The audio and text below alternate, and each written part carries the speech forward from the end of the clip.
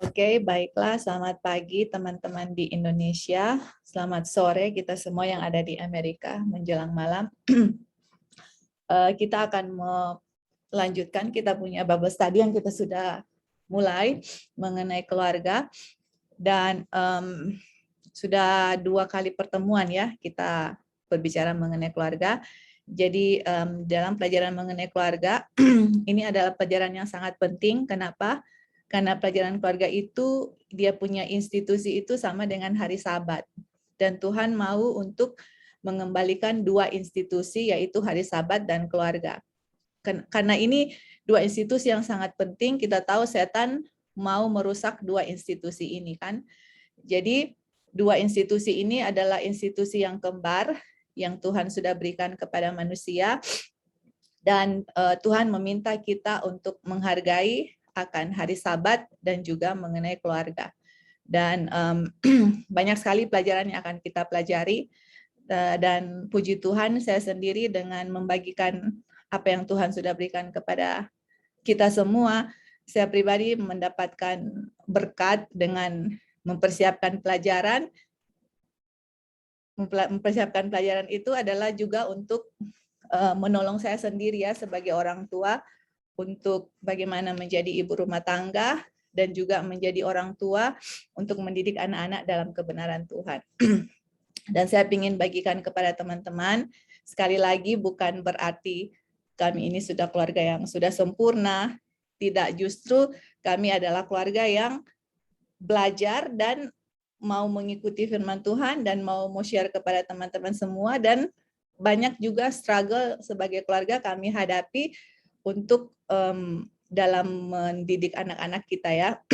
Jadi karena mereka semua masih bayi dan bukan masih bayi, masih anak-anak kecil, 5 tahun, 4 tahun, dan masih 1 tahun, dan itu membutuhkan sangat usaha dari orang tua untuk benar-benar mendidik anak-anak kami sebagai kami ya. Jadi pengalaman yang kita sudah alami dari pelajaran ini kita akan bagikan, dan pengalaman dari orang-orang yang sudah mengikuti pola yang akan kita pelajari.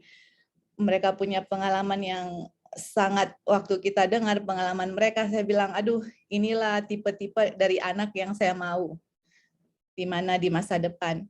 Dan semua pelajaran ini, kenapa orang yang mengikuti ini berhasil, anak-anaknya, karena pelajaran yang akan kita pelajari itu semua berdasarkan Alkitab dan Roh Nubuat. Jadi metode pelatihan mereka terhadap keluarga itu straight from Bible and Spirit of Prophecy. Dan itulah yang akan kita lakukan, dan sangat senang ya untuk mendengar orang-orang yang sudah dengan pertolongan Tuhan berhasil mendidik anak-anak mereka. Dan pas dengar mereka punya testimoni, langsung berhayal, aduh Tuhan, kapan saya bisa sampai di titik itu, karena anak-anak saya masih kecil, sedangkan anak-anak mereka udah mulai lebih besar, di mana mereka sudah di-train dari kecil ya. Wow, sangat powerful.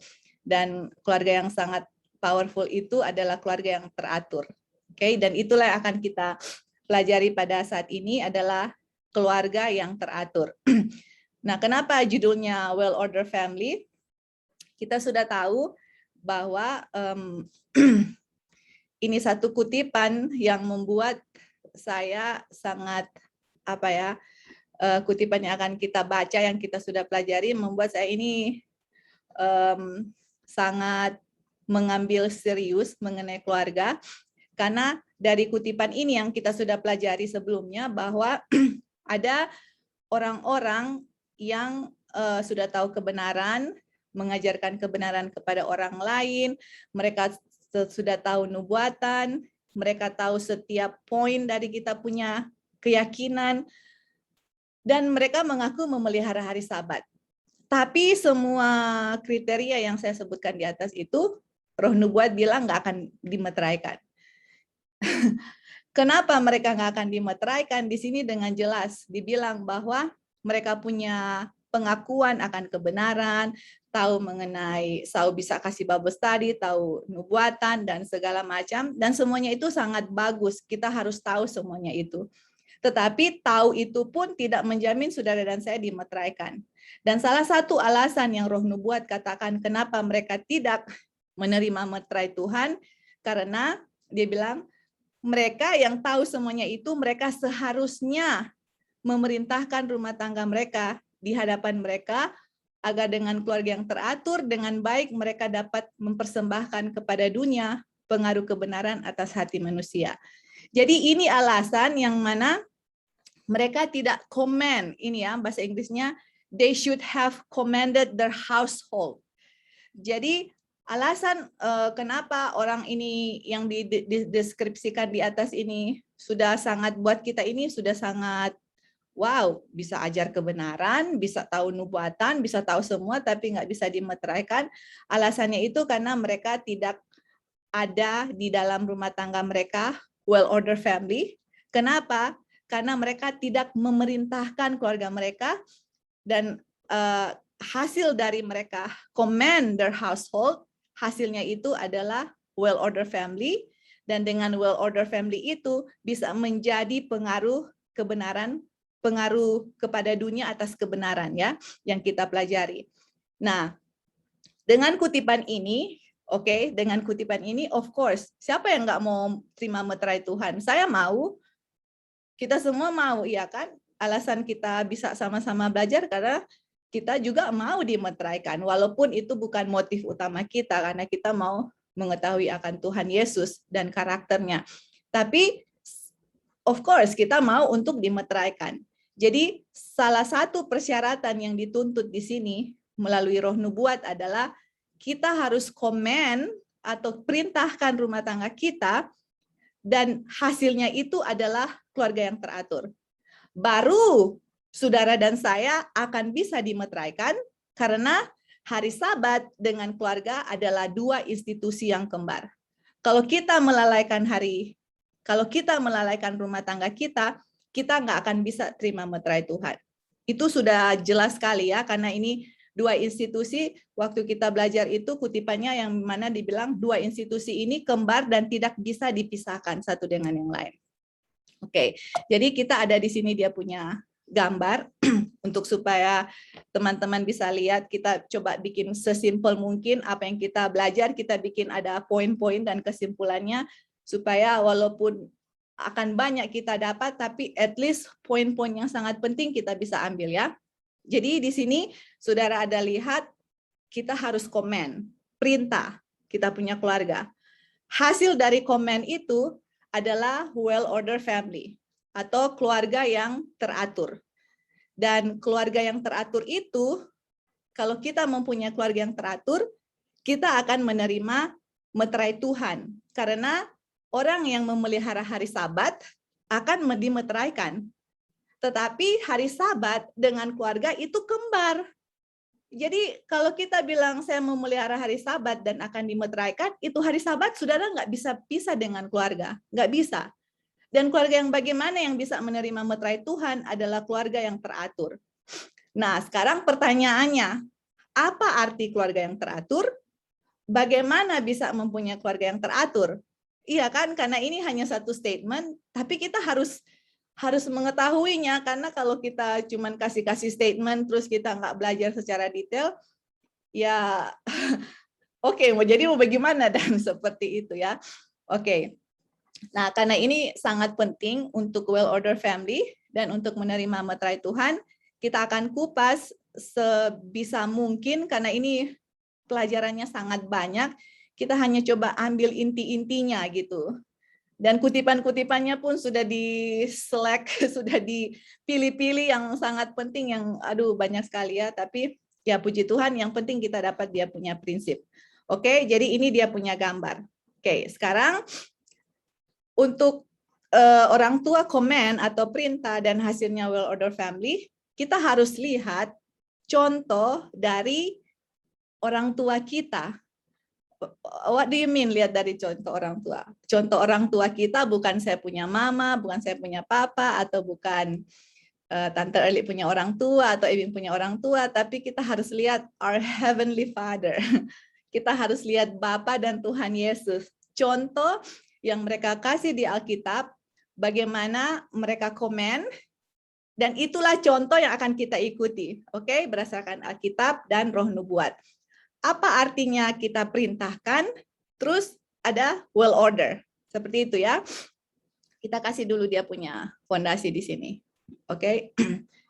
Oke, jadi kita lihat di sini, oke? Kita lihat contoh bagaimana orang tua kita atau kita punya Father atau Tuhan Yesus, waktu dia komen, apa yang terjadi? Kita lihat di Mazmur 148 ayat 2. Jadi kita mau coba explain dulu, baru nanti kita buka komentar atau pertanyaan ya. Kita mau build dulu dia punya fondasi sebentar. Oke, di Mazmur 148 ayat 2 sampai 5 dia bilang, pujilah dia kamu semua malaikat-malaikat, praise him, pujilah dia semua malaikat-malaikat, pujilah dia semua penghuni, pujilah dia matahari dan bulan, pujilah dia kamu bintang-bintang, you stars of light, bintang-bintang yang terang, pujilah dia kamu langit di atas segala langit dan air yang di atas langit. Let them, biarlah mereka memuji nama Tuhan. Oke, lihat ini ya. For he commanded and they were created. Jadi waktu Tuhan perintah, apa yang terjadi, saudara-saudara? Waktu Tuhan beri perintah, apa yang terjadi? Oke, jadi ini bisa interaksi ya.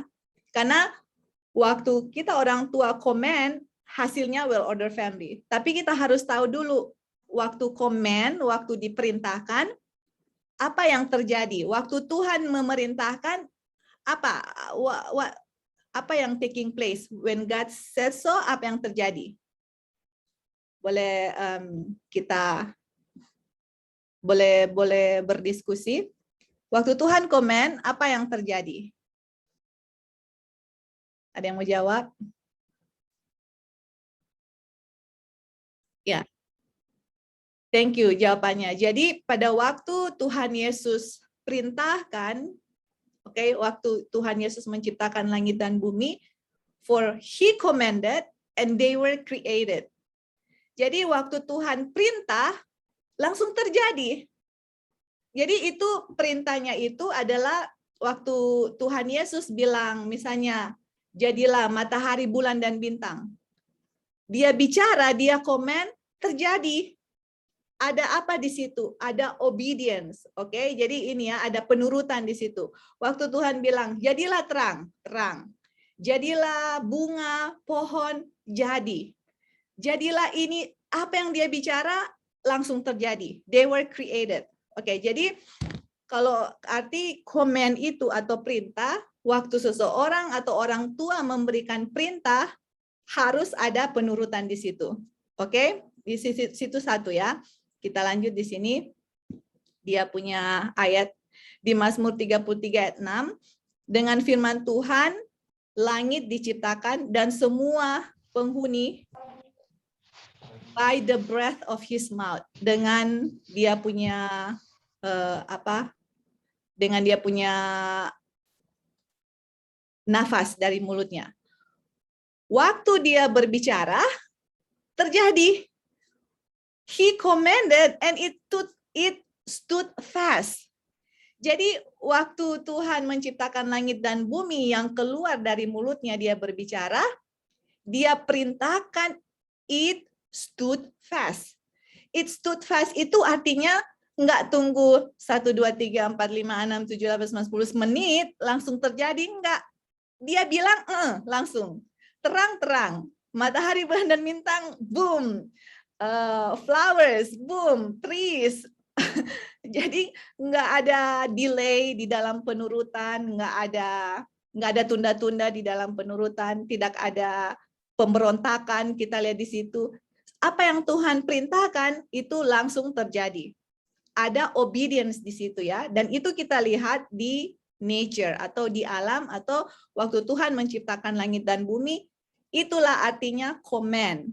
Ada perintah yang keluar, dan apa yang kita perintahkan itu terjadi penurutan di keluarga kita. Dan penurutan itu bukan penurutan yang kita bilang sekarang ini, terus ditunda.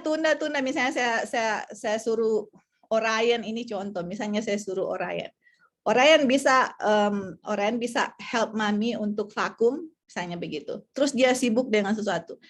Jadi pas dia dengar kita bicara, dia seakan-akan nggak dengar, atau Orion bisa help mami untuk vakum. Sampai 5-10 kali mungkin saya bicara, baru dia turut. Enggak begitu, saudara-saudara. Komen itu, when you said so, langsung ada obedience. Nanti kita kasih dia punya ayat-ayat, kita kasih kutipan Ellen White nanti ya. Tapi ini adalah prinsip komen, waktu Tuhan berfirman, menciptakan, itu langsung terjadi. Waktu orang tua memberikan perintah, langsung ada penurutan. Dan itu kita harus ajarkan kepada keluarga kita atau anak-anak kita. Oke, nah ini nanti habis di sini baru mungkin kita, kalau ada komentar silakan ya. Jadi di sini dibilang, marilah kita memilih untuk diajar oleh Dia yang menciptakan langit dan bumi. Apa ajaran yang Tuhan mau ajarkan saudara dan saya yang menciptakan langit dan bumi? Lihat ya. Oleh Dia yang menaruh bintang-bintang sesuai dengan urutannya di cakrawala dan menetapkan matahari dan bulan untuk melakukan pekerjaan mereka. Oke, mungkin kalau kita lihat bahasa Inggris lebih kena. Jadi marilah kita memilih untuk diajar ya Tuhan yang menciptakan langit dan bumi. Apa ajaran yang Tuhan berikan kepada kita? Oleh Dia yang menaruh bintang-bintang in their order. Oke, jadi waktu Tuhan komen atau Tuhan berfirman atau memberikan perintah, tadi kita sudah lihat ya, matahari, bulan, dan bintang atau semua yang Dia ciptakan itu langsung, it stood fast, right away, langsung terjadi. Waktu itu langsung terjadi, dan kita lihat Tuhan nggak menciptakan itu untuk, matahari, bulan, dan bintang, tapi bintang ini bilang, oh Tuhan, kamu sudah ciptakan saya. Ini hanya satu contoh, maksudnya ini hanya ilustrasi. Tuhan, kamu sudah ciptakan saya. Saya sekarang mau di mana? Kok saya ini sama bintang ini udah mau tabrakan? Oh, saya sama bulan udah mau tabrakan, atau you know what I'm saying? Jadi waktu Dia perintahkan, Dia komen, berikan perintah itu, langsung terjadi, dan di situ bintang-bintangnya itu ada ordernya, saudara-saudara. Ada urutannya atau semuanya itu diatur Tuhan sedemikian rupa sampai hasil ciptaannya itu ada aturannya, ada urutannya, dan tidak kacau. Itu dia. Jadi inilah yang Tuhan mau ajar kepada kita. Biarlah kita diajar oleh Dia yang menciptakan, waktu Dia komen, langsung terjadi, dan hasil dari Dia punya perintah itu terjadi dan ada ordernya. Atau sekarang kita kembali kepada kutipan yang Ellen White tadi bilang. Baiklah orang tua yang sudah tahu nubatan, atau mereka yang sudah bisa mengajar, yang mengaku memelihara hari Sabat, memerintahkan keluarganya, waktu perintah diberikan, itu terlaksana, dan ada well-ordered family. Sama dengan Tuhan Yesus, waktu Dia komen, itu ada penurutan dan ada order dalam hasil ciptaannya. Dan Ellen White bilang, mari kita memilih untuk diajar oleh Dia. Dan sesudah ada ordernya, Dia menetapkan matahari dan bulan untuk melakukan pekerjaan mereka. Jadi ada order di situ, ada urutannya, dan ada pekerjaan yang harus dilakukan sampai perintahnya itu tetap dipertahankan, atau rumah tangganya itu tetap dipertahankan, dia punya ordernya, peraturannya, disiplinnya, ada pekerjaan yang harus dilakukan. Jadi semuanya itu sangat harmonis, saudara-saudara. Tidak ada kekacauan di dalam rumah tangga. Karena apa? Nanti kita akan baca. Karena kita punya keluarga ini harus merepresentasikan keluarga yang ada di surga, yang semua sangat teratur. Tidak ada kekacauan di dalam surga. Dan semua di surga menurut akan perintah Tuhan. Jadi Tuhan mau ajarkan saudara dan saya sebagai orang tua untuk mengikuti hukum di surga untuk berikan kepada anak-anak. Coba bayangkan kalau kita tidak ajarkan itu kepada anak-anak, anak-anak masuk surga akan ada another rebellion atau disobedience. Akan ada pemberontakan dan ketidakpenurutan di surga. Kalau kita tidak komen, kita punya keluarga, tidak ada penurutan dan tidak ada well-order family. That's the reason why. Itulah alasannya kita nggak bisa menerima meterai Tuhan kalau itu tidak terjadi di dalam rumah tangga kita. Oke, sebelum kita lanjut, mungkin teman-teman ada tambahan atau mau share something atau komen atau pertanyaan, silakan.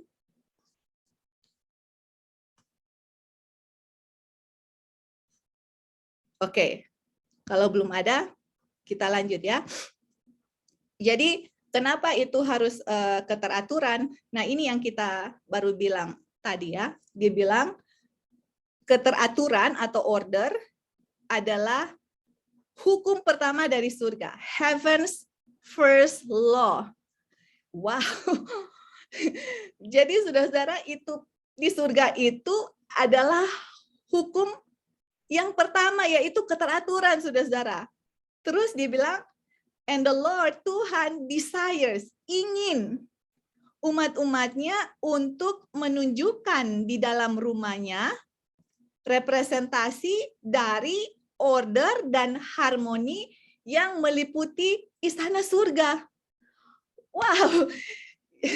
Jadi kalau kita lihat di sini ya, di kutipan di sini dia bilang karena order itu atau peraturan itu adalah hukum pertama di surga, makanya Tuhan ingin umat-umatnya untuk menunjukkan di dalam rumah tangganya representasi dari order, keteraturan, dan harmoni yang ada di surga, saudara-saudara. Jadi kalau misalnya orang lihat di rumah tangga kita, wow, rumah tangganya sangat teratur, anak-anaknya sangat menurut, anak-anaknya karakternya manis-manis. Jadi orang melihat rumah tangga itu merepresentasikan apa? Keteraturan dan harmoni yang ada di surga. Di dalam rumah tangga itu tidak ada perkelahian, kan ini harmoni kan?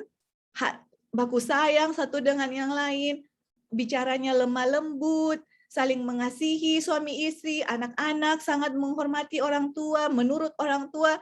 Jadi pas lihat misalnya, oh keluarga Ebing, wah pas lihat keluarga Ebing, langsung mengingatkan kita bagaimana di surga itu sangat mengasihi satu sama yang lain, sangat harmoni, ada ordernya, ada aturannya. Jadi kita punya keluarga, Tuhan mau untuk merepresentasikan order, keteraturan, dan keharmonisan yang ada di surga. Itu dia ya. Makanya kalau di rumah tangga yang tidak teratur, anak-anak tidak teratur, tidak ada disiplin, tidak ada penurutan, itu mereka masuk di surga, saudara-saudara yang tadi kita bilang, mereka akan bawa karakternya itu di surga seperti itu. Jadi saya orang tua bertanggung jawab untuk anak-anak itu menurut, anak-anak itu teratur, dalam rumah tangga ada peraturan, dan semua yang akan kita belajar, karena di surga hukumnya begitu. Kita nggak bisa masuk di surga kalau kita punya karakter bertentangan dengan hukum di surga. Nggak bisa, saudara. Makanya, sebetul yang Ellen White bilang di kutipan pertama, nggak bisa menerima meterai Tuhan karena hanya meterai itu sebagai paspor kita untuk masuk ke surga. Nah kalau nggak ada order di rumah tangga, gimana? Di surga itu semuanya teratur. Bagaimana saudara mau ke surga? Misalnya di surga ada aturan ini, ya. Kita yakin itu pasti ada karena di surga first law adalah order, keteraturan. Terus anak-anak nggak biasa ikut peraturan dari orang tua, nggak biasa hidup teratur, mereka akan berontak di surga, saudara. Dan itu tidak akan terjadi ya. Malaikat-malaikat surga, penghakiman di surga akan make sure tidak akan ada lagi rebellion atau disobedience di surga. Oke, sampai di situ. Silakan, ada yang mau komen?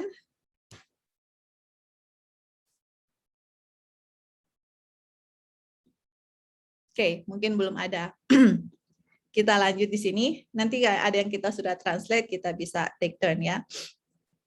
Jadi Di sini dikatakan bahwa ini adalah tugas dari mereka yang mengaku mengaku orang Kristen untuk memberikan kepada dunia well-ordered, well-disciplined families. Jadi kalau kita mengaku bahwa kita adalah orang Kristen, kita harus berikan present kepada dunia. Kita punya keluarga itu adalah keluarga yang teratur, keluarga yang berdisiplin. Nah, keluarga yang teratur dan berdisiplin itu apa artinya? Ini artinya keluarga yang akan menunjukkan the power of true Christianity. Jadi kalau keluarga kita itu keluarga teratur dan keluarga yang berdisiplin, itu menunjukkan kuasa dari orang Kristen. Jadi firman Tuhan yang kita belajar, teori ini, teori itu, misalnya nubuatan, misalnya pelajaran-pelajaran doktrin-doktrin yang lain, misalnya juga keyakinan kita, oh kenapa kita Seventh Day Adventist, kenapa saya nggak makan ini, kenapa. Jadi kita tahu semuanya itu, kebenaran-kebenaran itu, tetapi kebenaran-kebenaran itu nggak akan bisa menjadi powerful kalau kita punya keluarga nggak ada disiplin atau tidak ada keteraturan. Karena dengan keteraturan dan disiplin itu akan menunjukkan kuasa dari kekristenan yang sejati. Kalau kita mengaku Kristen, apa itu Kristen? Pengikut Kristus, saudara-saudara. Saya pengikut Kristus, mengaku pengikut Kristus, ya saya mengaku pengikut Kristus.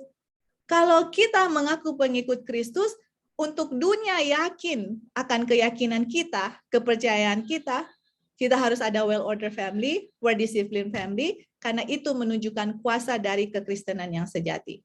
Berarti kalau nggak ada ini di dalam rumah tangga, kita hanya pengakuan. Sudah berapa banyak kali saudara dan saya pernah bilang, nominal, nominal. Oh, gereja nominal, nominal. Banyak sekali kan pernah kita suka bilang nominal atau hanya nama, gereja hanya nama. Saudara, kalau kita nggak ada well-ordered family, well-disciplined, saya juga nominal. Jadi jangan kita cepat sekali ngomong di mulut kita nominal-nominal, karena saya juga suka begitu. Suka bilang, oh gereja nominal, gereja Advent nominal, pengakuan-pengakuan. Tapi kalau di rumah tangga saya tidak ada keharmonisan, di rumah tangga saya tidak teratur, saya juga nominal Seventh Day Adventist, saudara-saudara. Sama orang. Jadi jangan saling menunjuk jari, terus 4 jarinya kembali ke kita, karena kalau kita tidak ada ini semua di dalam rumah tangga kita, well, saya hanya profes pengakuan untuk menjadi orang Kristen, tetapi kuasa dari kekristenan sejati nggak ada di kita. Itu firman yang kita pelajari tidak menjadi bagian dalam hidup kita yang kita bisa berikan kepada keluarga kita atau suami atau istri atau orang-orang yang ada di rumah kita. Oke, silakan ada yang mau kasih komentar atau pertanyaan?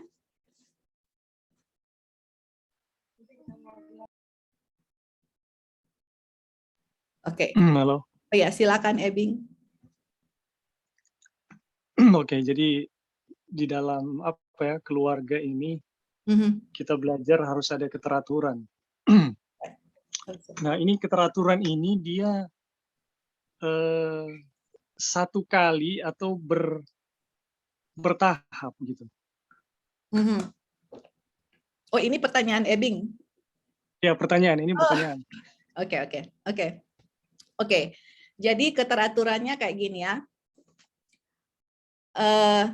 Apapun yang Ebing atau saya atau Lali atau siapa saja teman-teman atau Tante Erli atau anybody yang terima pekabaran. Misalnya saya hari ini terima pekabaran A misalnya. Terus di pekabaran A itu menunjukkan sesuatu yang saya harus lakukan sebagai orang tua kepada anak-anak misalnya. Atau suami kepada istri atau istri kepada suami untuk menjadi keluarga yang teratur. Pas saya dengar pekabaran itu, saya praktekkan, disitulah Tuhan membentuk well-ordered family. Nah, di dalam pengalaman kita, semua perjalanan kita masing-masing, itu terang itu Tuhan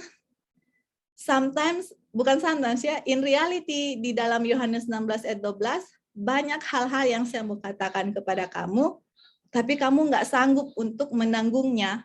Jadi Tuhan dengan mercy-Nya kasih pelan-pelan, satu. Oke, jadi dalam World Order Family itu adalah kayak gini, pas kita terima, kita praktekkan, langsung ada terbentuk World Order Family. Nah, misalnya ada terang yang saya belum tahu.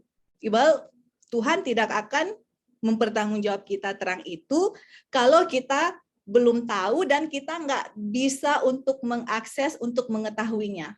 Karena gini, teman-teman, itu buku Child Guidance, itu buku Adventist Home, itu buku-buku mengenai keluarga kan banyak sekali kan yang ada di Ellen White kasih. Jadi kalau memang kita betul-betul mau di dalam rumah tangga kita, jangan tunggu sampai kita Bible study ya, saudara-saudara. Please, kalau kita punya keluarga, punya anak, punya suami atau istri, kita harus betul-betul tahu apa yang Tuhan minta kita untuk lakukan. Seperti itu. Jadi kita ada akses, bisa untuk mengetahui bagaimana mempunyai well order family. Baca dan ikuti gitu.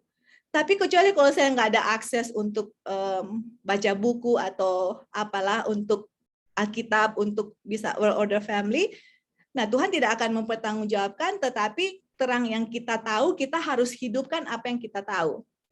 Oke, jadi pas Ebing terima pekabaran, Ebing ikut, akan ada well order family. Tetapi kalau pekabarannya mungkin belum kita terima dan mungkin kita belum praktekkan sama keluarga kita dan kita nggak ada akses untuk bisa mengetahui apa yang kehendak Tuhan, Tuhan tidak akan mempertanggungjawabkan. Tetapi pas terang itu datang, itu akan harus kita lakukan untuk pas ada komen, ada perintah dari Tuhan, kita sebagai orang tua ikut, dan hasil dari perintah itu akan membuat well order family atau akan membuat keluarga yang teratur.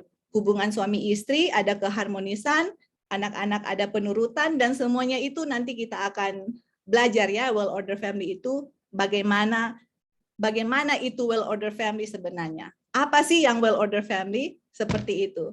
Nah, mungkin itu kita punya jawaban. Mungkin Ebi mungkin ada jawaban lain atau teman-teman mungkin ada jawaban lain, saya persilakan. Mungkin Lali mau jawab atau Tante Early atau Ebing mau kasih jawaban atau tanggapan? Halo. Ya, silakan. Ya, jadi memang di dalam keluarga itu harus ada aturan ya. Dan sebenarnya aturan ini kalau kita bisa lihat di dalam suasana keluarga, aturan itu sebenarnya nggak berat. Aturan itu akan menjadi berat ketika hilang yang namanya suasana keluarga atau kasih sayang di dalam keluarga. That's true. Ya, tidak ada, sebenarnya semua aturan yang Tuhan berikan itu adalah untuk memberkati kita, nggak ada yang susah sebenarnya. Tetapi yang menjadi susah adalah ketika suasana yang ada di dalam keluarga, suasana kasih sayang, itu hilang, semua aturan Tuhan itu jadi berat. Yeah, that's true. Semua aturan yang Tuhan yang Tuhan mau itu jadi berat semuanya. Tetapi kalau suasana kasih sayang itu ada, ya, dan kita melihat bahwa aturan yang Tuhan berikan adalah untuk kebaikan kita yang tertinggi, sebenarnya nggak ada yang berat gitu. That's right. Kita akan melihat bahwa memang apa yang Tuhan tetapkan adalah memang untuk kebaikan kita yang tertinggi gitu. Nah, yang menjadi masalah adalah di dalam pernikahan, kita nggak semuanya langsung sama dalam sistem nilai. That's right. Ya, masing-masing misalnya suami atau istri membawa nilainya dari mana dia berada gitu. Nah, nilai ini yang sebenarnya bertabrakan ketika terjadi masalah, nilai ini yang bertabrakan gitu. Dan di sini sebenarnya perlu pergumulan yang ekstra, perlu banyak belajar bagaimana kita khususnya ya suami istri itu menyatukan nilai-nilai itu di dalam Tuhan. Karena ada banyak nilai itu dianggap benar, padahal nggak benar gitu. That's right. Oh, menurut kita itu begini gitu. Oh, menurut kita begini, ya. Kalau menurut masing-masing ya memang nggak ada yang benar sih. Masing-masing punya kebenaran masing-masing. Tapi di dalam Tuhan itu nggak ada seperti itu. Kita nggak percaya bahwa Tuhan itu, oh ini punya pendapat begini, ini pendapat, nggak ada. Di dalam Tuhan itu hanya ada satu iman, satu Tuhan, ya satu kebenaran. Nggak ada yang namanya perspektivisme. Oh saya punya pandangan sendiri, dia punya pandangan sendiri. Itu nggak boleh. Nah yang kita lihat adalah ini memang satu pergumulan ya, satu yang ya waktu untuk belajar bagaimana menyadari akan nilai-nilai yang salah yang telah diterima, kemudian kita mempelajari nilai-nilai yang Tuhan tetapkan di dalam rumah tangga. Karena memang nilai-nilai ini ada sebenarnya di dalam rumah tangga. Order yang mengatur rumah tangga itu ada, bukan nggak ada gitu. Dan yang menjadi masalah adalah ketika kita menganggap kita punya order gitu. Yang ternyata berbeda dengan yang Tuhan punya. Itu yang menjadi masalah sih menurut saya. Oke, itu aja Joy, terima kasih. Thank you Bing ya. Jadi apa yang Ebing bilang itu sangat betul karena itu pengalaman kita sendiri, saya sendiri. Karena kita merasa pas kawin punya anak, kita rasa kita sudah tahu gitu. Karena pas sebelum punya anak, sebelum kawin pun saya suka baca mengenai Adventist Home, Child Guidance, apalagi baru mau punya anak, kita baca sama-sama Dino. Dan kita pikir kita udah tahu gitu, kita udah tahu mengenai keluarga, cara didik anak. Pas come to reality, pas punya anak sendiri, datang, jadi kayak apa ya? Kayak kewalahan karena Tuhan, kenapa ini kita punya anak begini, kenapa dia begini, kenapa dia nggak obey, kenapa begini. Tapi saya pikir saya tahu untuk mendidik anak. Sampai terang ini datang, sampai dikasih di presentasi dan kita dengar, saudara kita nangis. Kita nangis karena kita bilang, men, saya ini stupid sekali ya, sorry kita bilang begitu. Memang bodoh karena apa? Saya itu Laodikianya minta ampun, saya rasa saya sudah tahu, ternyata di dalam presentasinya itu dibongkar semua kebodohan kita dan kita punya ignorance, saya punya seakan-akan sudah tahu, saya punya merasa sombong dalam hal kerohanian dan pengetahuan. Ternyata waktu saya lihat saya punya anak, ya ampun Tuhan, aduh banyak sekali hal-hal, saudara-saudara, I'm telling you, banyak sekali hal-hal yang saya harus ulang, bongkar lagi dari pertama. Dan puji Tuhan ini pekabaran menyelamatkan, istilahnya menyelamatkan saya sebagai seorang tua untuk bagaimana mendidik anak. Dan Dino bisa testify itu. Dino bisa testify itu yang mana kita pikir, man, we gonna get lost, atau kita kayak udah merasa give up. Ini Tuhan anaknya, I'm saying, udah bisa share Bible study kepada orang lain, bisa bikin ini dalam tanda kutip pekerjaan Tuhan. Tapi anak-anaknya, sampai waktu kita punya mama di sini, oke, kita mau bilang sama kalian, sampai dia bilang begini, oh iya, kamu suka kasih Bible study, tapi jangan lupa kamu punya anak-anak. Itu statement yang menampar muka saya loh. Kalau mama saya lihat kita punya keluarga udah sangat teratur dan sangat wah hebat sekali, dia nggak akan ngomong seperti itu, saudara-saudara. Sampai dapat pekabaran ini baru saya bilang, oh yes. Dan dari situ kita mulai baca lagi Child Guidance, baca lagi apa yang dibilang, coba bandingkan, coba praktekkan, baru kita lihat, aduh banyak sekali yang kita harus bikin.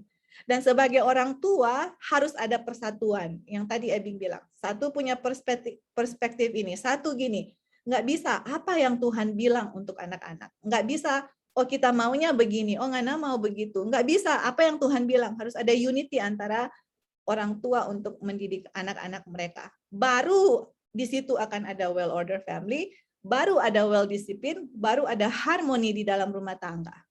Kalau itu nggak terjadi, saudara, nggak akan bisa gitu. Atau, I'm not saying itu impossible with the Lord, karena mungkin ada satu orang tua yang betul sungguh-sungguh, satu orang tua yang orang bilang, whatever lah, he or she doesn't care, nggak peduli.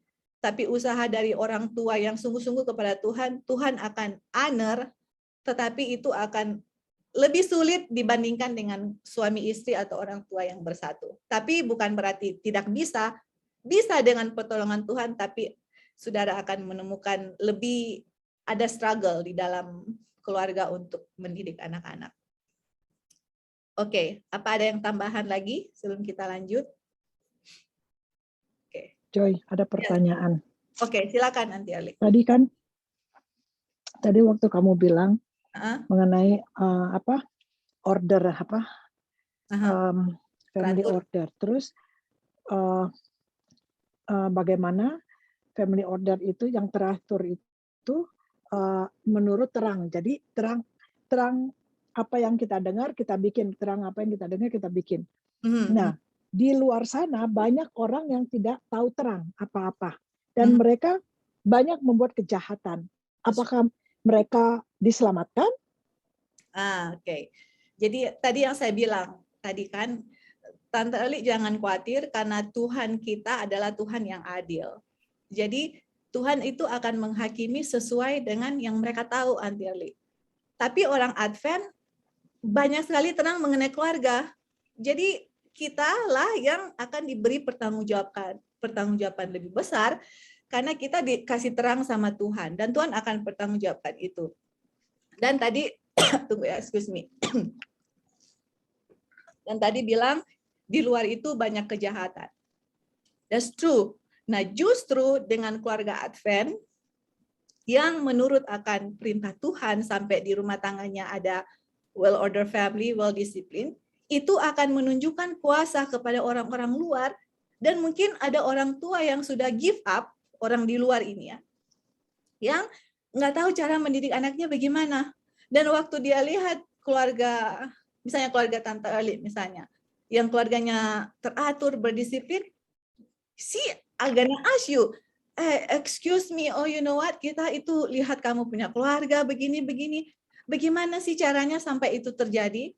Orang akan datang untuk menanya.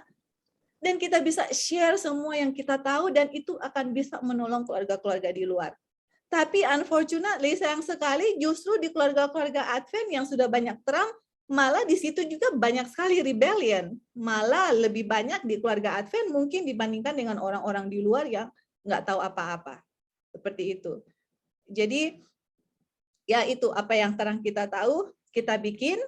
Pas kita bikin, Tuhan akan, masih ingat Tuhan punya kerja, work of restoration, dia akan dalam kerja untuk pemulihan dua institusi yang dia pulihkan pada akhir zaman, yaitu sahabat dengan keluarga. Itu pekerjaan Tuhan sekarang, untuk membuat rumah tangga kita keluarga yang teratur dan keluarga yang berdisiplin, yang menunjukkan kepada dunia kuasa dari kekristenan yang sejati. Oke, gimana Aunty Eli? Thank you Joy, karena ada kita tahu orang, ya bukan ini yang tahu, yang nggak tahu juga hampir sama lah. Yang memang nggak mempunyai, kan orang di sini kebanyakan nggak ada agama kan. Ya. Masa bodoh gituan lah. Dan orang tuanya ya bukannya nggak mendidik, mereka juga ya sama ianya. Sedangkan anak-anaknya juga kan ya oke lah ngerokok, alkohol, terus keluar masuk penjara, nah terus mencuri apa begituan. Apakah mereka itu karena kan mereka nggak ada terang. Nah, apakah mereka itu masuk akan selamat gitu? Ya, jadi karena mereka kan tidak, karena mereka katanya kalau menurut terangnya, ya terangnya mereka nggak tahu itulah terangnya. Nah, apakah mereka akan selamat dengan begitu? Iya, ini catatannya kayak gini ya. Untuk orang-orang yang mungkin nggak tahu agama atau nggak tahu Tuhan atau apapun, itu mencuri itu sesuatu hal yang semua orang juga tahu itu tidak benar. Berdusta itu mereka tahu itu suatu hal yang tidak benar. Karena walaupun mereka nggak mengenal Tuhan per se, oh I believe God, itu Roh Kudus itu bekerja ke hati setiap orang, Aunty Eli. Mau dia orang Advent, mau dia orang luar, Roh Kudus itu terus menerus kasih ingat kepada mereka walaupun mereka mengaku nggak mengenal Tuhan. Masih ingat kan pelajaran Nikodemus? Roh Kudus bekerja dalam hati setiap orang. Dan Roh Kudus akan konflik, mencuri itu tidak benar, membunuh itu tidak benar. Seperti itu ya, ada bisikan Roh Suci kepada mereka. Dan walaupun mereka tidak tahu atau nggak belajar seperti kita, itu bisikan Roh Kudus kalau mereka listen, mereka dengar, itu terang yang Tuhan berikan kepada mereka gitu. Walaupun nggak sedetail-detail yang seperti kita akan belajar, tapi apapun yang mereka dengar, mereka turut, itulah yang Tuhan akan pertanggungjawabkan gitu. Karena kalau mereka tahu pelajaran yang kita pelajari, karena mereka sudah biasa obey, turut firman bisikan Roh Kudus, mereka akan turut anti early yang kita belajar. Cuman karena mereka nggak ada kesempatan, nggak dapat pekabaran ini, tapi mereka turut bisikan Roh Kudus, itulah yang Tuhan akan pertanggungjawabkan kepada mereka. Karena Tuhan itu akan sesuatu Tuhan yang tidak adil kalau dia mempertanggungjawabkan sesuatu yang tidak pernah diberikan kepada orang itu. Seperti itu ya. Ya. Iya. Iya. Mereka yang di luar itu mereka tahu kalau misalnya, oh ini nggak boleh mencuri, kamu nggak boleh ini, mereka tahu itu kan. Betul. Nggak mungkin mereka nggak tahu gitu. Exactly. Kalau misalnya harus membunuh kan mereka tahu itu nggak boleh membunuh gitu. Jadi kalau mereka melanggar suara Roh Suci. Ya mungkin mereka belum mengenal Roh Suci lah itu. Walaupun mengenal mereka nggak Tuhan, kenal ya, Roh Suci, Roh Suci akan terus berbicara kepada mereka, konflik mereka akan dosa mereka. Dan kalau mereka mendengar, itulah obedience mereka ya. Kalau mereka tidak dengar Roh Suci, itu mereka sudah menunjukkan ketidakpenurutan kepada suara Tuhan. Seperti itu. Tapi ya, karena memang kalau kita nggak mendengar sekali, kita akan terus diajak terus, karena apa? Kita nggak akan mendengar suara Roh Suci itu karena akan menghilang dia. Iya. Menghilang bukan Roh Sucinya yang nggak mendengar, kita udah kebal, kita punya telinga yang mana kebal. Terus suara Roh Suci sampai seakan-akan Roh Suci menghilang, tapi kitanya yang sudah keras, kita punya hati. Oke. Thank you, Auntie Erli. Oke. Nah, sekarang jadi tadi kan bilang komen kita punya keluarga supaya ada well ordered family. Oke. Jadi kita coba lihat di dalam, tadi kan kita sudah lihat ya contoh Tuhan waktu dia komen, dia perintahkan, semua terjadi, langsung ada obedience, dan semuanya itu ada order. Dan ada pekerjaan yang ditentukan kepada ciptaannya. Misalnya matahari, kamu harus ada siang hari, bulan dan bintang malam hari, kepada pohon-pohon harus kasih oksigen. Jadi semua itu ada tugasnya. Oke. Sebagai orang tua waktu kita perintahkan, ada penurutan, dan ada tugas yang diberikan kepada keluarga. Tapi nanti kita akan go detail ya. Nah, cuman sekarang ini kita akan belajar apa di dalam kita bilang waktu orang tua memerintahkan anak-anak dan dia punya seluruh keluarga, itu kan hasilnya tadi well ordered family kan. Nah, kita akan baca satu kutipan waktu rumah tangga itu diperintahkan, well ordered family-nya itu apa yang terjadi di rumah tangga. Oke, jadi kita akan lihat ya secara detail, saudara-saudara. Jadi waktu kita lihat, wow ini belum ada di kita punya keluarga, we better do something about it. Karena itulah requirement yang Tuhan minta untuk salah satu kita untuk bisa menerima meterai Tuhan. Oke, kita lihat di sini. Oke, apakah Devi bisa available baca? Jadi kita akan lihat waktu orang tua komen, perintahkan perintah, apa yang seharusnya terjadi kepada anak-anak. Jadi kita akan bisa tahu, oh ini berarti saya sudah komen, saya punya keluarga. Kalau ini tidak terjadi, saudara gagal. Oke, kita lihat ya. Apakah Devi atau Ebing mungkin either one bisa baca yang available?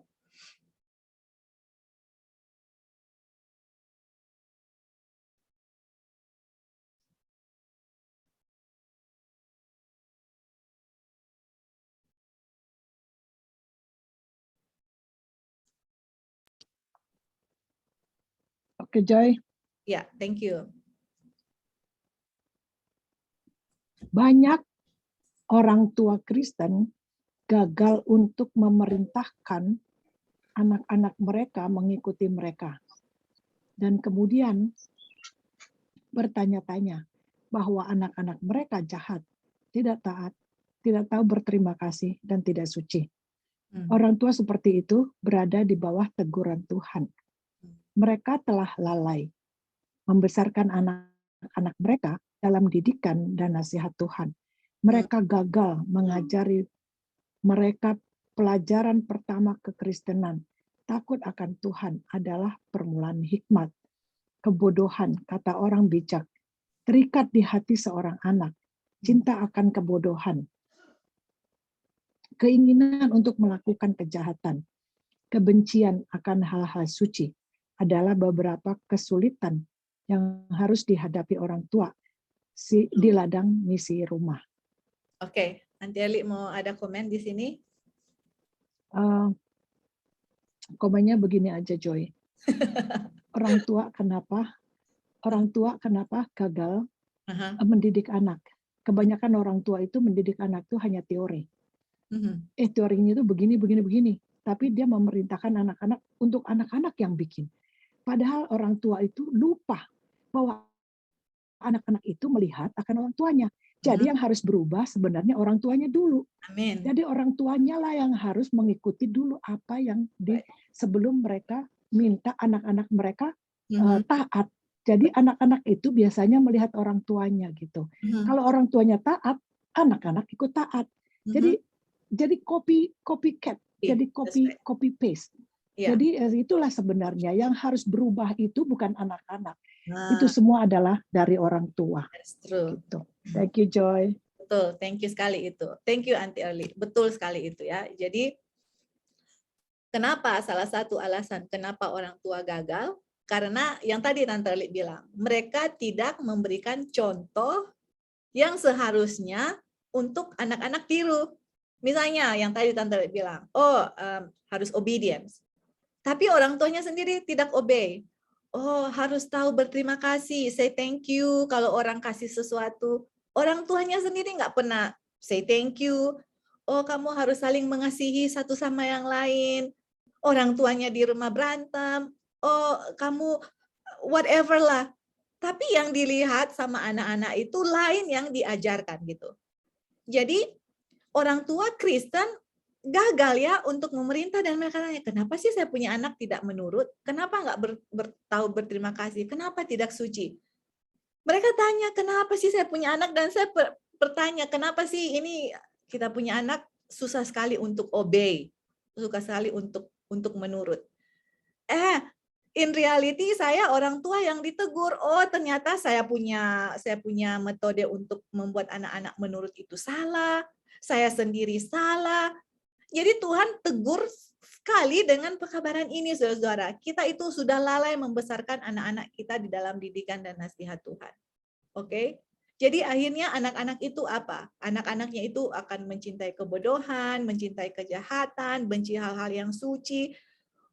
Itu tugas orang tua di rumah itu lebih tambah sulit. Dan kita orang tua, kenapa? Mereka nggak taunya gara-gara mereka lah sampai anak-anaknya seperti itu. Oke, jadi kita lihat di sini ya. Coba kita lihat ada dia punya poin yang penting. Dia bilang, many Christian parents fail to command.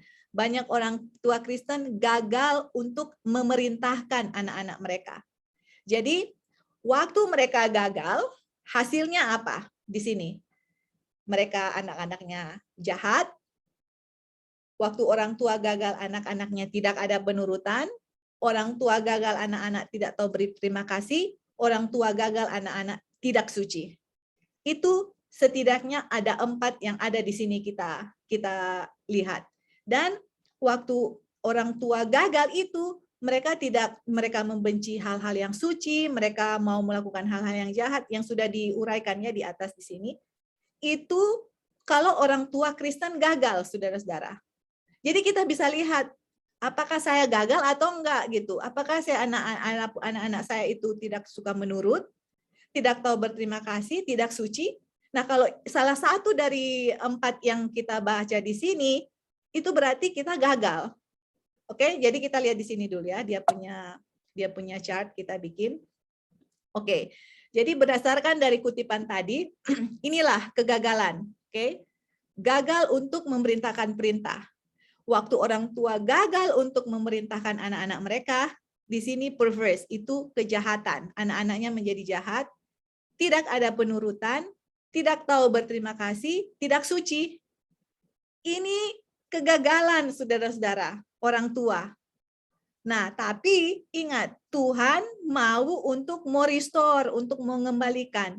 Don't worry, orang tua yang anak-anaknya sudah besar, semua ada nasihat yang Tuhan berikan kepada kita. Ini kasih Tuhan untuk mau mengembalikan kegagalan kita di masa lampau. Saya sendiri ya, walaupun puji Tuhan masih anak-anak, masih kecil, masih gampang untuk membentuk kembali. Tapi anak-anak yang sudah besar, ada jalan keluar yang Tuhan berikan. Ini ya, kalau kita lihat di anak-anak ini, mereka tidak menurut, tidak berterima kasih, itu kegagalan orang tua. Nah, berarti kalau kita sukses dalam memberi perintah, itu anak-anak itu akan yielding ya. Kalau kita lihat lawan kata perverse atau jahat, bukan goodness atau kebaikan, tapi dia yielding atau dia ada penyerahan atau submission. Dan anak-anak yang tidak menurut, ini karena orang tua gagal.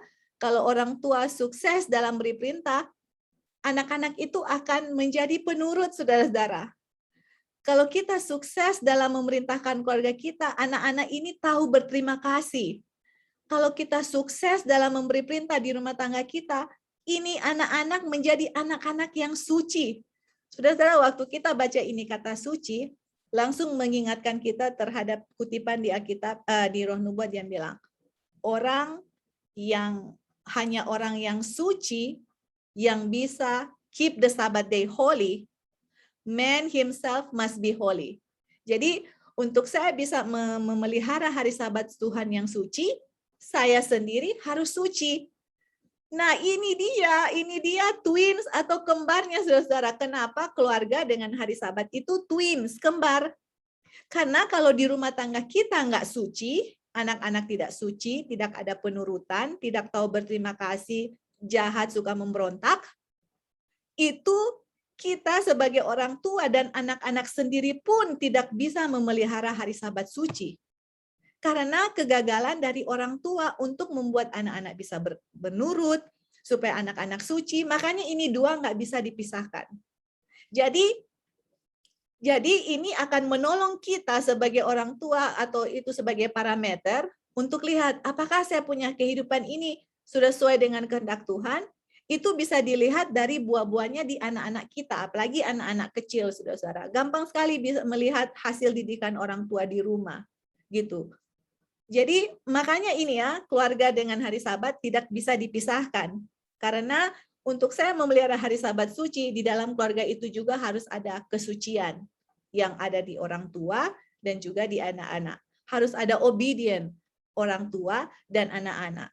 Yang tadi Tante Eli bilang, akan gagal kita, saudara, kalau kita sendiri mau didik anak bilang A, kita sendiri nggak bikin A.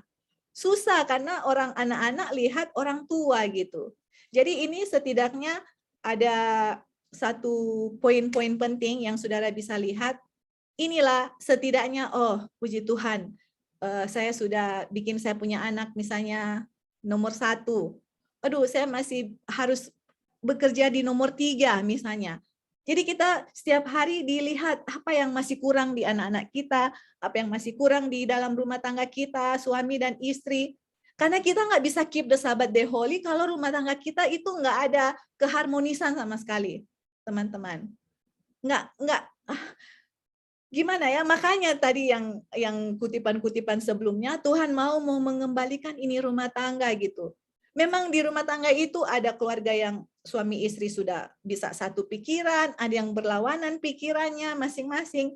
Tetapi Tuhan mau merestore gitu. Tuhan dalam proses penciptaan hati yang baru. Dia mau family dengan hari Sabat itu di-restore. Nah, bagaimana cara kita untuk apa yang harus kita lakukan? Nah, itulah yang akan kita coba pelajari di sini. Tapi yang kita mau fokus di sini adalah waktu ada komen ya, ada perintah yang mana waktu ada komen, ada well-ordered family. Kan tadi tuh kutipan pertama, ada komen, dia punya household, ada well-ordered family. Nah, well-ordered family itu waktu komennya itu berhasil, inilah yang terjadi di well-ordered family. Ada penurutan, ada pengucapan terima kasih, anak-anak suci, ada submission, ada tunduk kepada peraturan atau menjadi anak-anak yang baik. Ini dia saudara-saudara yang mana well order family, ini hasilnya, buah-buahnya ini saudara-saudara. Ini buahnya. Anak-anak mau menurut, anak-anak berterima kasih, anak-anak suci, anak-anak mau submit kepada orang tua. Ini hasil daripada kita sukses dalam memberikan perintah kepada anak-anak, dan ini adalah well order family. Nah, ini baru ya, oke, ini baru satu kutipan. Nanti kita akan belajar dan kita lihat apa hasil saudara-saudara kalau kita itu berhasil dengan pertolongan Tuhan di dalam memerintahkan keluarga kita. Dan kita akan lihat kegagalannya itu di mana. Kita harus tahu, kita harus bisa membedakan yang benar dan jahat. Harus saudara-saudara, kita harus lihat mana yang masih kurang di dalam diri saya, istri, suami, anak-anak, harus lihat. Kita nggak bisa dimeteraikan kalau masih ada one spot, saudara-saudara. Masih ingatkan kutipan itu?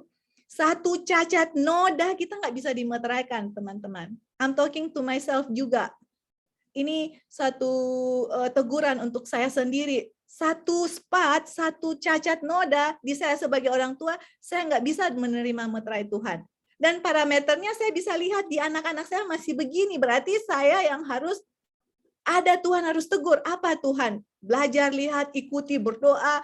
Belajar, ikuti, berdoa. Memang suatu hal yang sangat penuh penyerahan sebagai orang tua ya. Di sini yang kita bisa experience sendiri, yang kita bisa alami sendiri. Oke, ada komentar di sini? Halo. Ya, silakan Bing. Kita ingat yang pertama kutipan Ellen White ya, yang mengatakan hanya mereka yang memahami manusia yang bisa mengubah manusia. Jadi di dalam pendidikan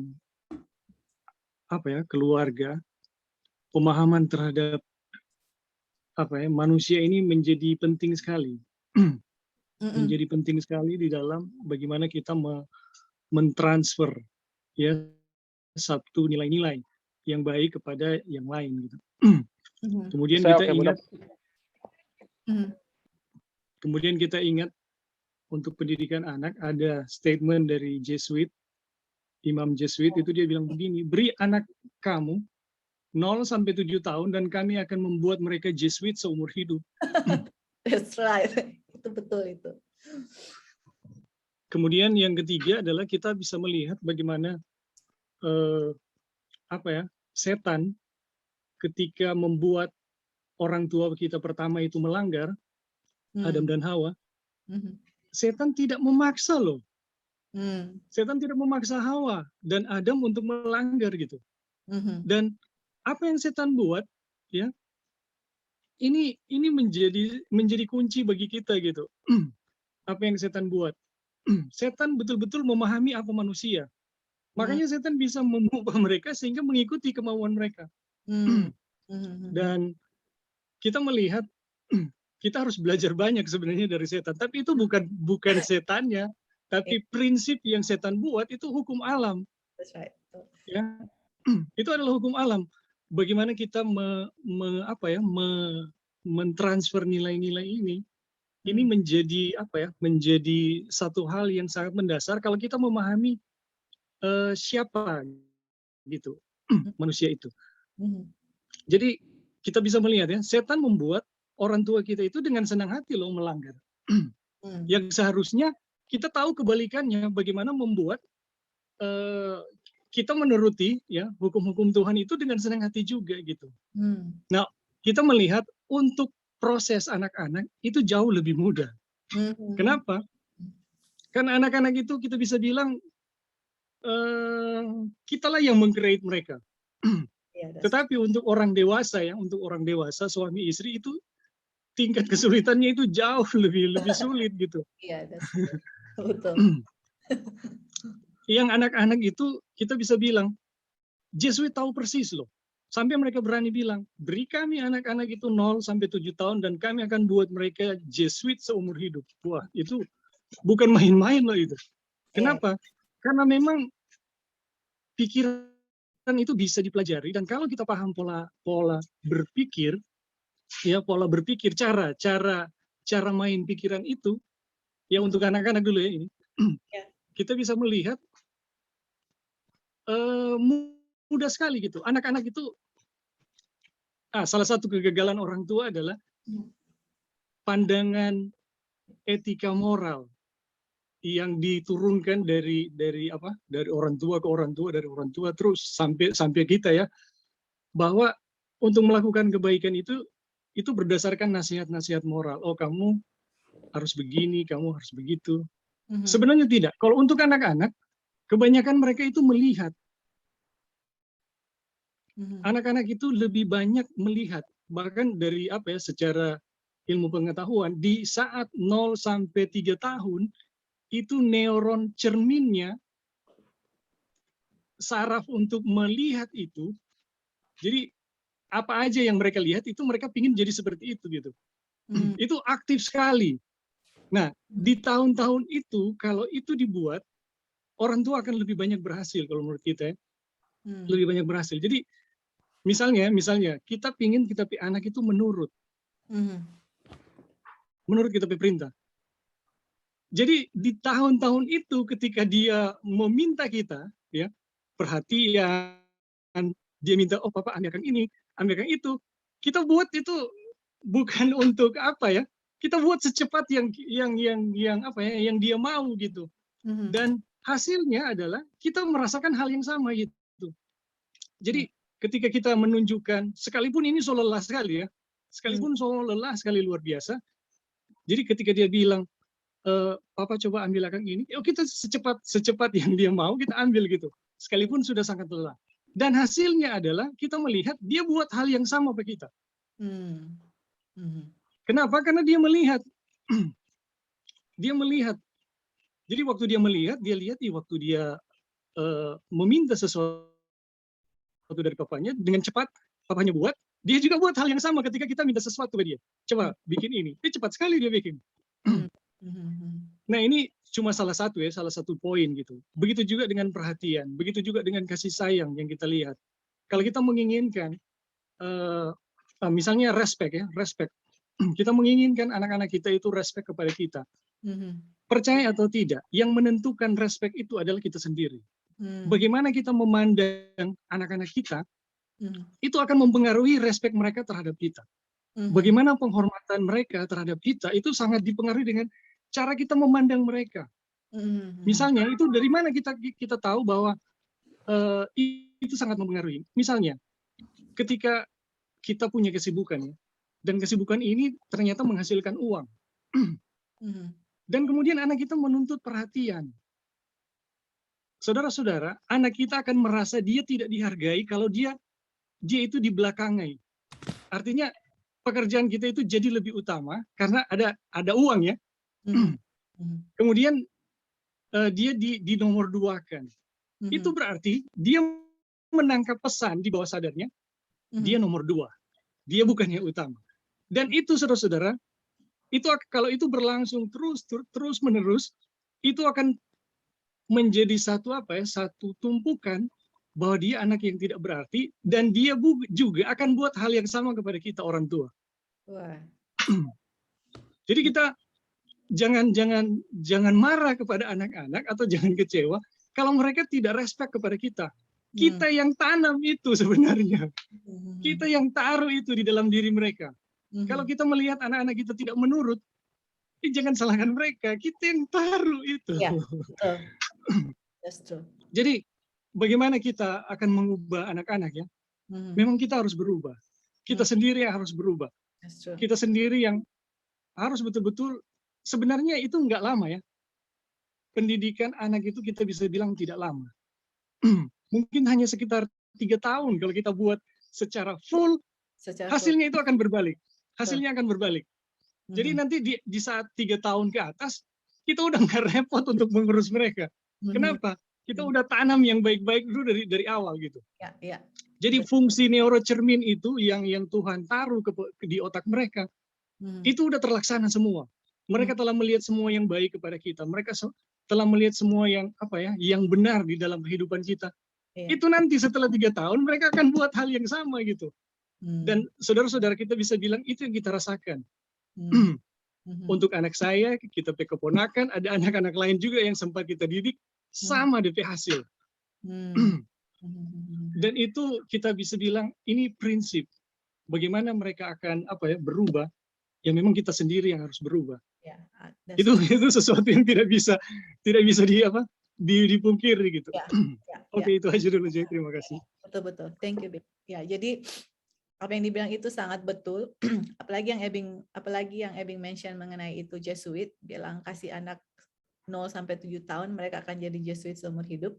Itu ada tulisan kutipan di Ellen White yang bilang pembentukan anak-anak punya karakter itu 7 tahun itu sudah terbentuk, saudara-saudara. Because the 7 itu God's number, ya, itu perfect.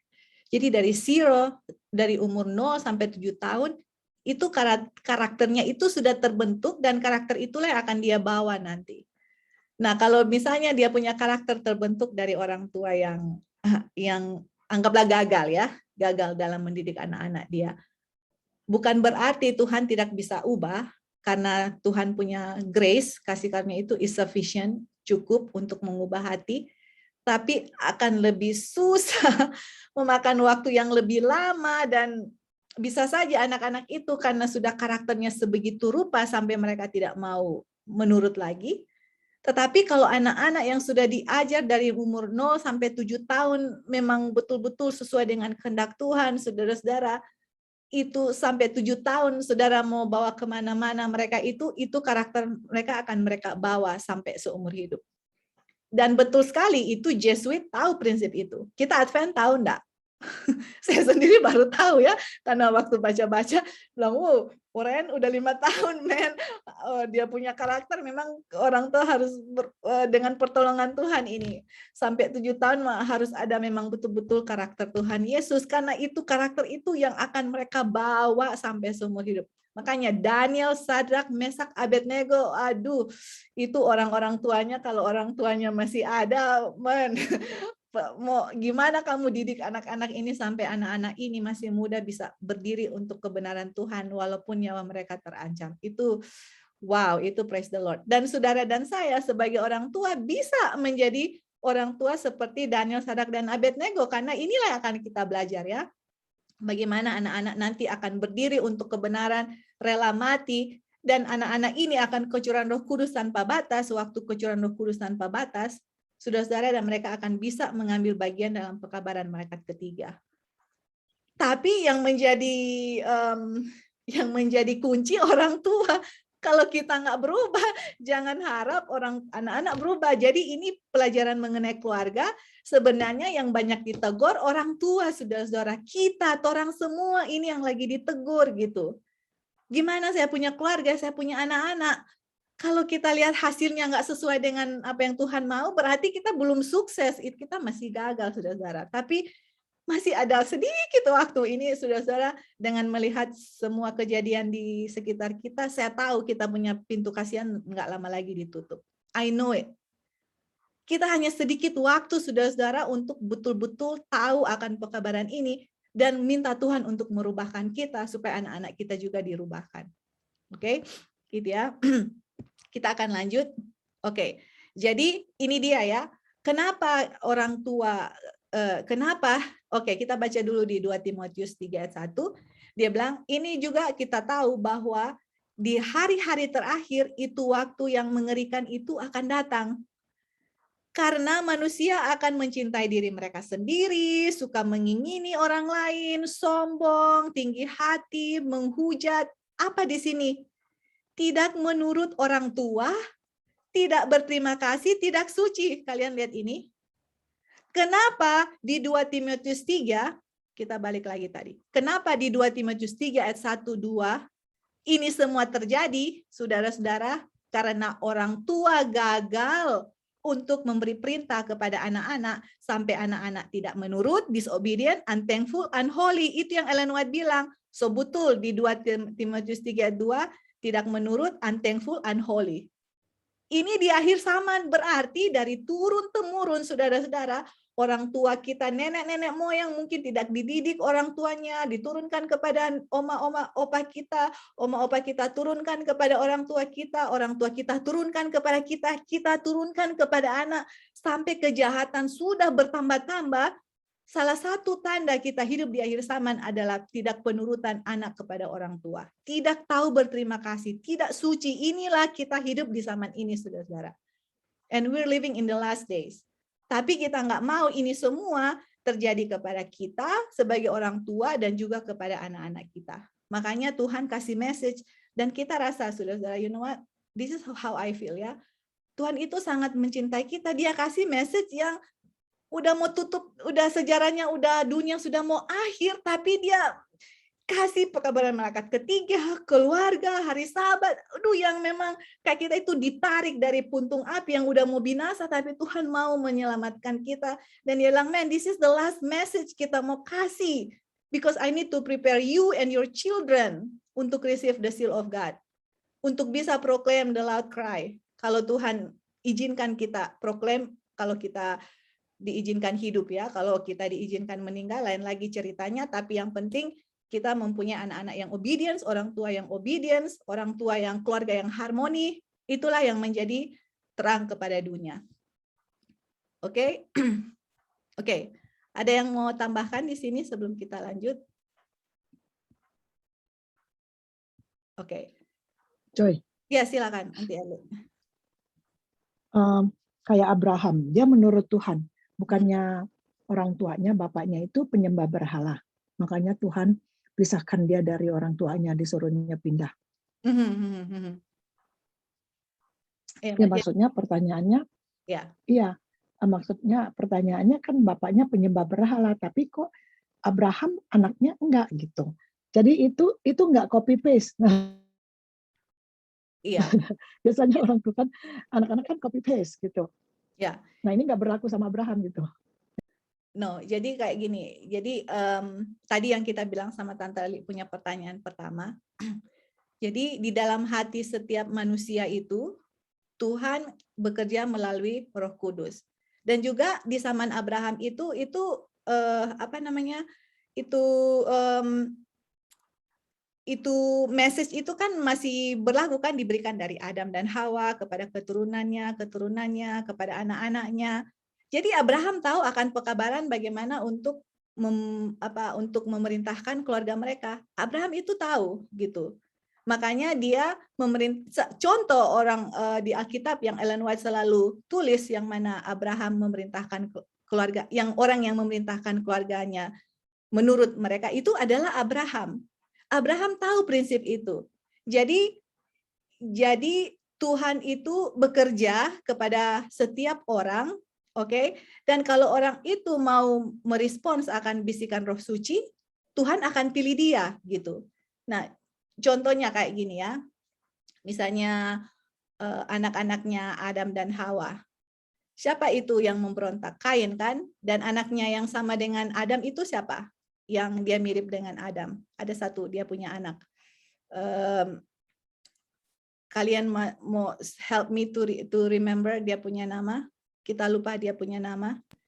Set ya? Hah? Set ya? Set. Oke. Jadi Set ya? Oke. Anyway, sorry Man. Jadi Kain ini mendapatkan keturunan yang tidak baik, dia punya anak-anak, dan satu anaknya Adam yang baik. Gitu. Tetapi didikan mereka itu sama.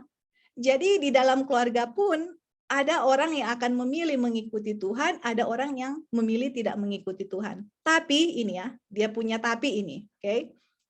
Kalau saya sebagai orang tua sudah melakukan semua yang saya tahu, sudah saya baca, saya praktekkan, saya gini-gini, tapi at the end, kalaupun anak memilih jalan yang lain, Aunty Erly, itu tanggung jawab Tuhan nggak akan tuntut di Tante Erly.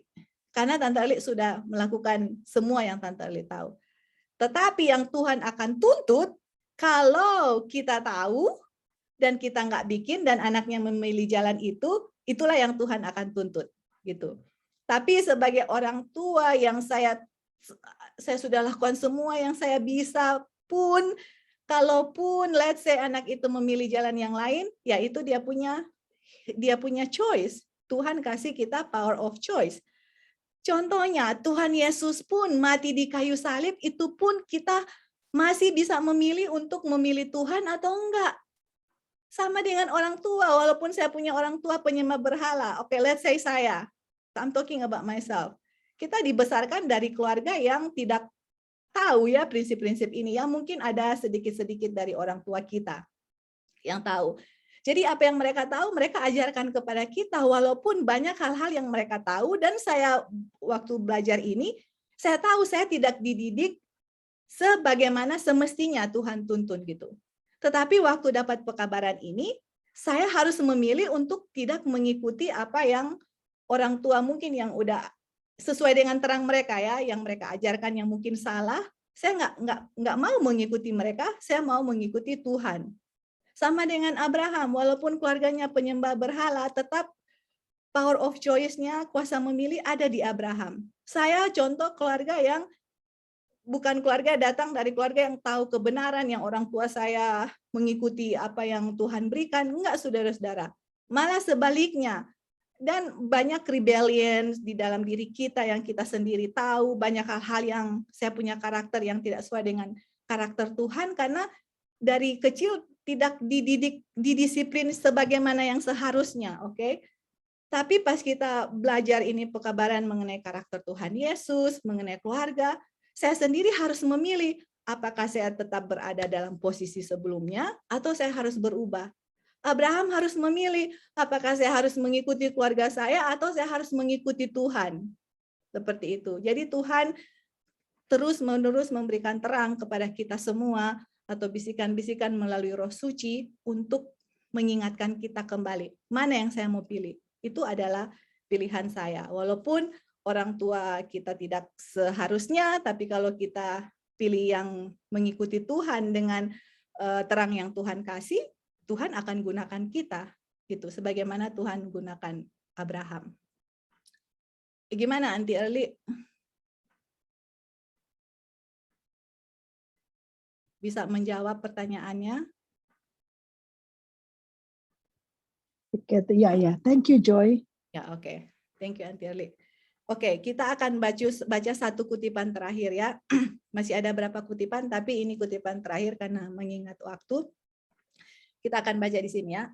Dibilang, sebuah tugas suci terletak pada orang tua untuk membimbing anak-anak mereka ke jalan ketaatan yang ketat.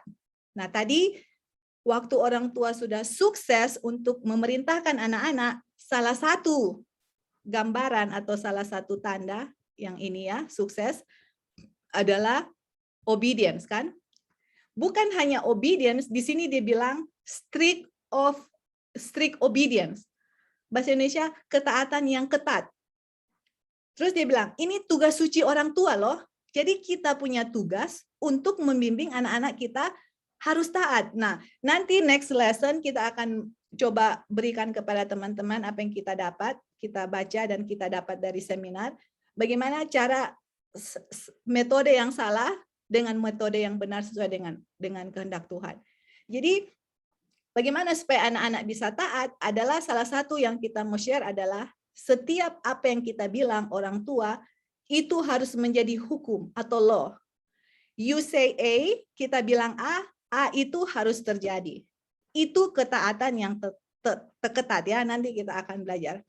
Oke, anyway, terus dibilang, kebahagiaan sejati dalam kehidupan ini dan kehidupan yang akan datang bergantung pada kepatuhan pada demikianlah firman Tuhan. Jadi waktu kita baca ini kutipan dan kutipan yang lain, Ellen White bilang, ternyata saudara-saudara kita mau bilang ya, itu anak-anak ternyata mereka itu bahagia kalau mereka menurut.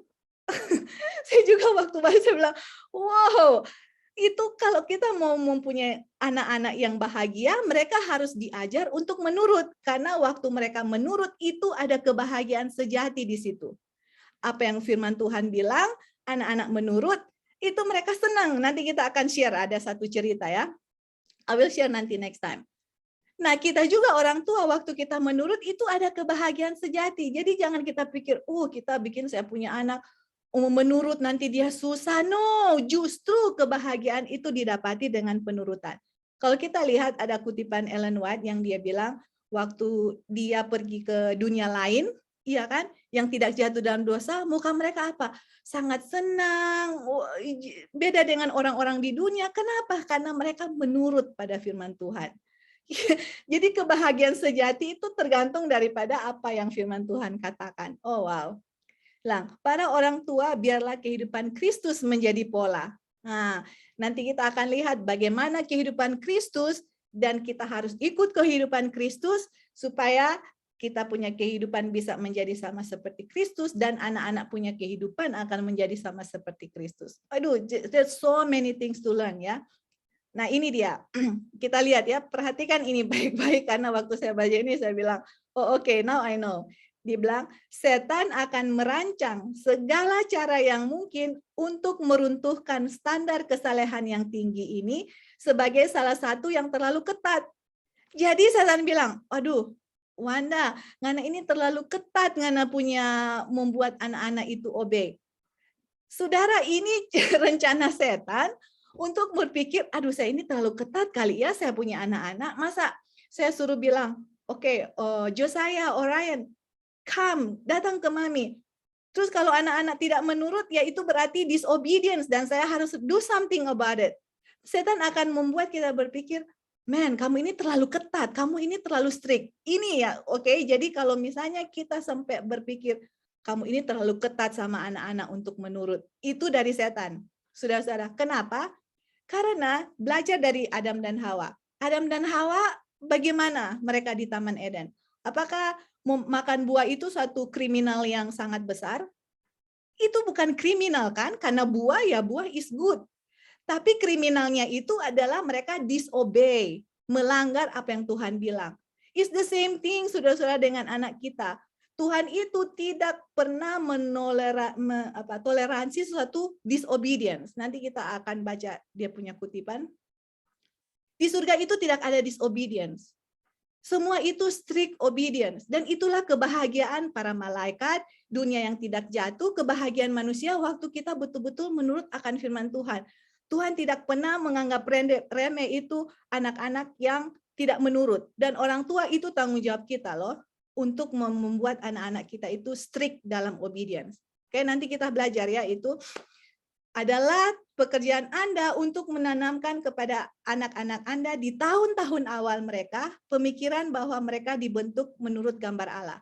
Jadi waktu masih kecil kita harus bilang kita itu dibentuk sama dengan bentuk Tuhan, karakter Tuhan. Jadi kita tanam itu kepada anak-anak. Ada children's story pagi-pagi, malam-malam, dimanapun kita berada, kita cerita, oh masih ingat cerita Adam and Eve, masih ingat cerita mengenai Cain and Abel, Abraham, Noah. Jadi kita tanamkan kepada mereka akan karakter Tuhan, akan cerita-cerita di Alkitab, cerita orang yang menurut, cerita orang yang tidak menurut. Seperti itu ya. Di tahun-tahun awal mereka, jangan tunggu sampai sudah besar baru itu terjadi. Dan bilang Kristus datang ke dunia ini untuk memberi mereka contoh hidup tentang bagaimana seharusnya mereka semua dan orang tua yang mengaku percaya kebenaran untuk saat ini. Oke. Siapa yang mengaku, oh saya believe present truth. Saya percaya kebenaran saat ini. Ini Roh Nubuat bilang, kalau kita orang tua mengaku percaya kebenaran saat ini, harusnya kita mengajar anak-anak untuk mengasihi Allah dan menaati hukumnya. Jadi kalau kita betul-betul ya mengaku kita ini present truth, saudara punya fokus, kalau kita punya keluarga atau punya anak, itulah pekerjaan kita untuk mengasihi Tuhan dan menaati hukumnya. Jangan sampai saudara mengaku atau saya percaya present truth, tapi kita nggak mendidik anak-anak kita atau keluarga kita untuk menaati hukum Tuhan atau mengasihi Tuhan. Dibilang ini adalah pekerjaan terbesar dan terpenting yang dapat dilakukan oleh para ayah dan ibu. Apa pekerjaan terbesar dan terpenting saudara-saudara? Kita harus mengajar anak-anak kita mengasihi Tuhan dan obedience. Obey. Itu dia. Cinta Tuhan, obey. Cinta Tuhan, obey. Dua itu nggak bisa hilang, saudara-saudara. Karena untuk mereka obey, mereka harus cinta Tuhan. Saya mau obey, saya harus cinta Tuhan. Itu kita harus tanamkan kepada anak-anak, dan ini adalah pekerjaan terbesar dan terpenting. Tapi anak-anak nggak bisa cinta Tuhan kalau saudara dan saya tidak cinta Tuhan. Bagaimana saya mau ajar saya punya anak harus cinta Tuhan? Saya sendiri nggak mencintai Tuhan, saya sendiri nggak tahu karakter Tuhan. Dan untuk mengajar kita punya anak-anak mencintai Tuhan, kasih pelajaran mengenai the cross. Cerita-cerita mengenai Tuhan Yesus. Mereka akan jatuh cinta kepada Tuhan. Dan kalau mereka melanggar atau disobey, bilang Tuhan Yesus sad, the angels is sad. Tuhan Yesus is crying, Jesus died on the cross. Itu yang akan meluluhkan hati mereka. Dan waktu kita bilang itu kepada anak-anak, itu juga akan meluluhkan hati kita, saudara. Karena only by love is love awakened. If you love me, keep my commandments. Cinta Tuhan yang harus ditanamkan kepada mereka. Dan ini pekerjaan kita, saudara-saudara, yang terbesar dan terpenting.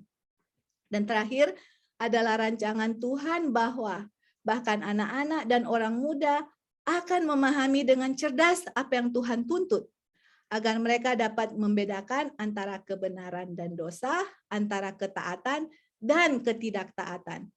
Jadi anak-anak, biarpun masih kecil, mereka sudah tahu mana ini kebenaran, mana ini dosa, mana ini menurut, mana tidak menurut. Mereka sudah tahu, saudara-saudara. Mereka tahu apa yang orang tua bilang, nggak boleh A, mereka tahu kalau saya melanggar, ini disobedience. Nanti kita share story lah ya mengenai orang dengan Josiah, makanya adalah lebih bagus untuk share kita punya own experience bagaimana mereka bisa sebagai anak-anak kecil sudah tahu mana ini yang benar, mana yang tidak benar. Kalau mereka melanggar, mereka tahu apa ganjarannya. They know, dan kita bisa lihat puji Tuhan hasil dari firman yang Tuhan berikan, saudara-saudara. Walaupun masih banyak list yang kita harus kerjakan untuk anak-anak kita semua, tapi I can see ada hope di mana anak-anak ini akan menjadi anak-anak yang penurut, anak-anak yang suci, yang mau berterima kasih, menghormati Tuhan, menghormati orang tua. Bisa lihat kalau kita orang tua itu faithful. Kalau kita gagal, anak-anak ini pun akan gagal, saudara-saudara. Jadi ini adalah pekerjaan kita yang terbesar dan terpenting kalau kita mengaku kita memiliki kebenaran. Makanya tadi kutipan pertama, kita tahu kebenaran ini, kebenaran itu, bisa kasih Bible study, bisa mengajar, bisa tahu nubuatan, bisa semua. Tapi kalau kita gagal dalam rumah tangga kita gagal, saudara-saudara. Gagal, memang gagal. Bukannya Tuhan bilang, oke, ngana 80% masih bolehlah ke surga. No, fail. One spot. No seal kalau ada satu kegagalan ya. Jadi ini suatu hal yang kalau saya mau bilang pekabaran kasih Tuhan, yes. Pekabaran teguran, yes. Pekabaran untuk kita orang tua dituntut untuk berubah, iya. Semua itu ada di sini. Pekabaran untuk menerima pemeteraian Tuhan, yes. Semua ini ada di sini.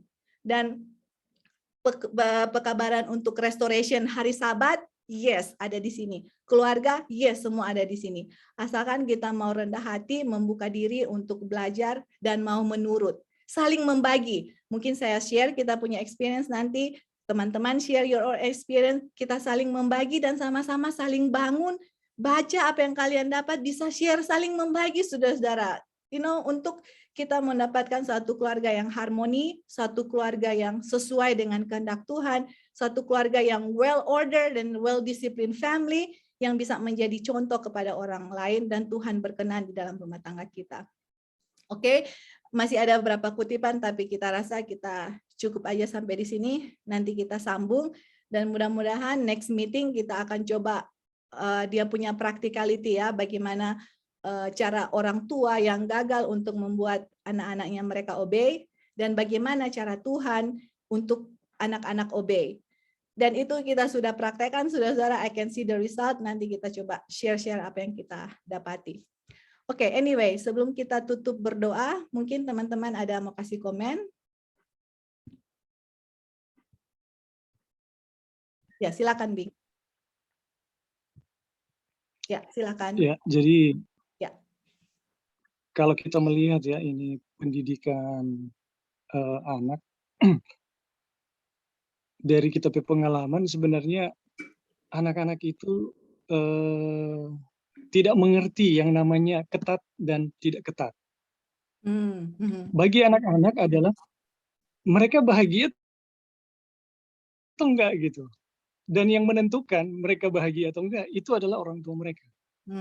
Perhatian orang tua, kasih sayang orang tua akan sangat menentukan ini perintah ini mau jadi berat atau tidak gitu. Jadi anak-anak yang kita lihat sebenarnya ya anak-anak yang kita lihat suka sekali melakukan firman Tuhan. Sangat suka melakukan firman Tuhan. Yang membuat anak-anak itu pada akhirnya tidak melakukan firman Tuhan, ya kita harus dengan rendah hati untuk mengakui orang tua yang sebenarnya lagi menanamkan sesuatu yang salah gitu. That's right. Buat anak-anak nggak ada yang namanya ketat, betul. Kita bisa melihat, malahan anak-anak kalau mereka udah dalam suasana yang senang, perintah apa saja mau dikasih mereka buat gitu. Yeah, that's true. Tidak ada bagi anak-anak yang mereka merasa ini perintah yang susah, nggak ada gitu. Anak-anak akan merasa karena mereka begitu bahagia dengan orang tuanya, apa aja gitu yang mereka mau buat gitu. Malahan mereka akan tanya-tanya, apalagi gitu yang mau dibuat. Jadi suasana yang mengelilingi mereka itu akan sangat menentukan ketat atau tidak gitu.